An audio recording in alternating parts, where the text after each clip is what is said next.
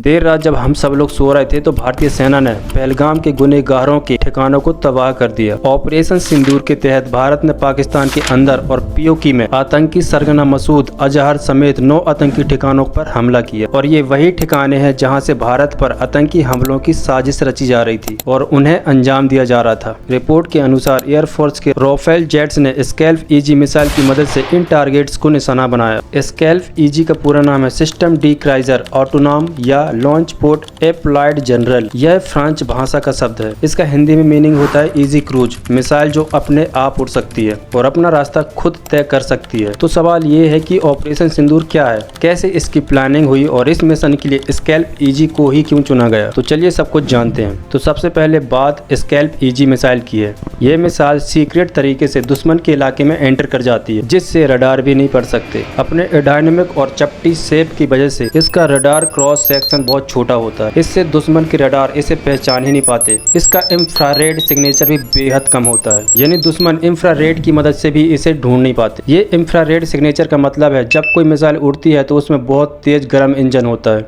और वो इंजन बहुत ज्यादा गर्मी छोड़ता है और वो गर्मी एक खास गर्मी का निशान बनाती है और वह गर्मी एक खास किस्म की रोशनी होती है जिसे हमारी आंखें नहीं देख सकती। इसे ही कहते हैं इंफ्रारेड।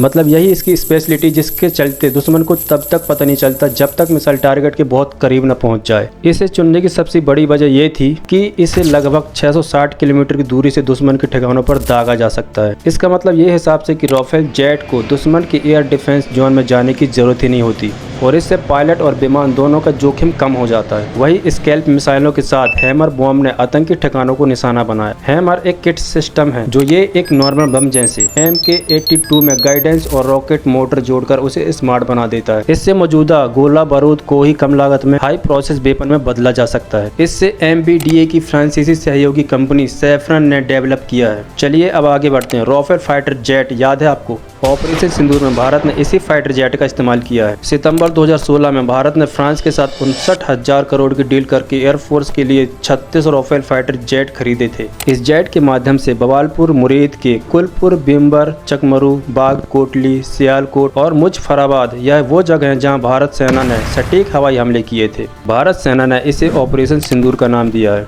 रात करीब 2 बजे सेना ने ऑफिशियल एक्स हैंडल पर पोस्ट किया कि पहलगाम हमले का न्याय कर दिया गया है। अब पाकिस्तान का जवाब आया है और उसने कहा है कि पाकिस्तान इसे अपने चुने हुए समय और स्थान पर जवाब देगा और कहा है अब हमले की जगह और दिन हम तय करेंगे। तो क्या ऑपरेशन सिंदूर के जवाब में पाकिस्तान जंग करेगा?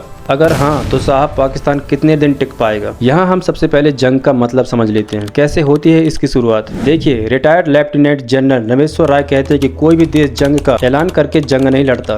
किसी एक देश की कार्रवाई के बदले में दूसरी तरफ से जैसा रिएक्शन आता है उसी के हिसाब से ये तय होता है कि आगे का एक्शन कितना सख्त होगा। इसके लिए हम अंग्रेजी का मुहावरा एस्केलेट द लैडर इस्तेमाल करते हैं, यानी जब 2 देश एक दूसरे पर हमला बढ़ाते जाते हैं तो कहा जाता है कि संघर्ष बढ़ रहा है। अगर लड़ाई इतनी बढ़ जाए कि आर्मी, एयरफोर्स और नेवी तीनों शामिल हो जाएं तो उसे कहते हैं फुल फ्लेज्ड वार, यानी जंग पूरी तरह से चालू हो चुकी है। लेफ्टिनेंट जनरल रमेश्वर राय कहते हैं कि 1999 में हुई कारगिल की लड़ाई एक सीमित जंग यानी लिमिटेड वॉर थी। हमारे टारगेट्स कहते हैं कि हमें अपनी जमीन को वापस पाना है। लड़ाई में हमने अपने पॉइंट्स वापस पा लिए और जंग में जीत की घोषणा भी की। अब अगर दोनों तरफ से जवाबी कार्रवाई बढ़ी तो बात जंग तक पहुंच सकती है। तो सवाल है कि भारत की मिलिट्री स्ट्रेंथ के आगे पाकिस्तान कितना कमजोर है। ग्लोबल फायर पावर इंडेक्स की रिपोर्ट के मुताबिक 145 देश की लिस्ट में अमेरिका, रूस और चीन के बाद भारत चौथे नंबर पर है, जबकि पाकिस्तान 12वें नंबर पर है। यानी भारत के पास दुनिया की चौथी सबसे ताकतवर सेना है, जबकि पाकिस्तान 8 नंबर पीछे है। अगर ऑपरेशन सिंदूर के बाद पाकिस्तान रिटेलिएट करता है तो जंग छड़ने से दुनिया की कोई भी ताकत रोक नहीं सकती। ऐसे में अगर जंग हुई तो पाकिस्तान की सेना आमने सामने की लड़ाई में इंडिया के सामने तो 7 दिन से ज्यादा भी नहीं टिक पाएगी। यानी पाकिस्तान आमने सामने की लड़ाई में काफी कमजोर है, इसलिए बार बार एटॉमिक अटैक की धमकी देता रहता है। मिलिट्री हिस्टोरियन श्रीनाथ राघवन के मुताबिक जंग में सबसे बड़ा खतरा यह है कि दोनों देश परमाणु हथियार से लैस हैं। इससे डिप्लोमेसी और पॉलिटिकली दोनों ही तरफ से कैलकुलेशन करना बहुत मुश्किल हो जाता है। तो अब बात यह है कि ऑपरेशन सिंदूर सक्सेस तो हो गए, भारत ने अमेरिका, रूस, ब्रिटेन, यूएई और सऊदी अरब समेत कई देशों से संपर्क करके उन्हें ऑपरेशन की जानकारी भी दे दी है। मिनिस्टर ऑफ पार्लियामेंट्री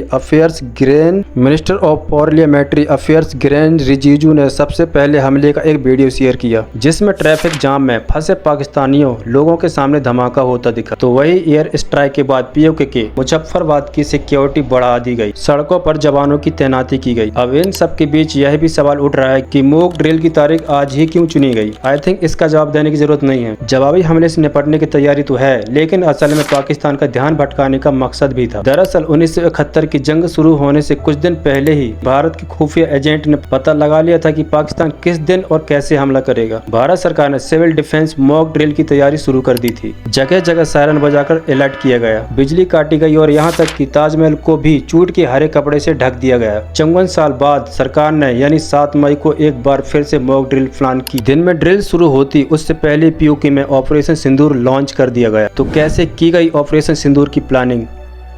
दरअसल ऑपरेशन सिंदूर की प्लानिंग पहलगाम में हुए आतंकवादी हमले के तुरंत बाद शुरू कर दी गई थी, जिसमें पीएम मोदी की देखरेख में बैठक बुलाई गई। वही इस मिशन की पूरी कमान national security adviser Ajit Doval संभाल रहे थे। फाइनल मॉनिटरिंग के बाद इस तरह के कुल 9 ठिकानों को तय किया गया। NSA अजीत डोभाल ने ऑपरेशन सिंदूर की छोटी छोटी टीम बनाई थी, जिसमें तीनों ही सेना के चुनिंदा अधिकारी थे और उनके कोऑर्डिनेशन के साथ इस ऑपरेशन को शुरू किया गया। इसके बाद 9 हाई वैल्यू ठिकानों की मॉनिटरिंग की गई और उन्हें सर्वेलेंस पर डाला गया, ये देखने के लिए कि क्या जिस तरीके की बात कही गई है कि वो सही भी है या फिर नहीं, और वो हाई वैल्यू टारगेट है या नहीं। वैल्यू टारगेट का पता लगाने के बाद मिशन को सक्सेसफुली अंजाम दे दिया गया। राहुल गांधी ने ऑपरेशन सिंदूर के बाद भारत सेना के जवानों की तारीफ में एक्स पर लिखा, हमें अपनी सेना पर गर्व है, जय हिंद। वही अवैसी ने कहा कि हमारी सेनाओं ने पाकिस्तान में आतंकवाद ठिकानों को टारगेट करते हुए हमला किया है, मैं इसका स्वागत करता हूँ। पाकिस्तानी डीप स्टेट को ऐसी सख्त सीख दी जानी चाहिए कि फिर कभी दूसरा पहलगाम ना हो। पाकिस्तान के आतंकी ढांचे को पूरी तरह से नष्ट कर देना चाहिए। बाकी आपको क्या लगता है कि पाकिस्तान रिटालिएट करेगा? अगर ऐसा किया तो फिर क्या होगा? कमेंट में जरूर बताना। अगर वीडियो थोड़ा सा भी अच्छा लगे तो इसे लाइक और शेयर जरूर करना और जाते जाते चैनल को सब्सक्राइब करके जाना। जय हिंद।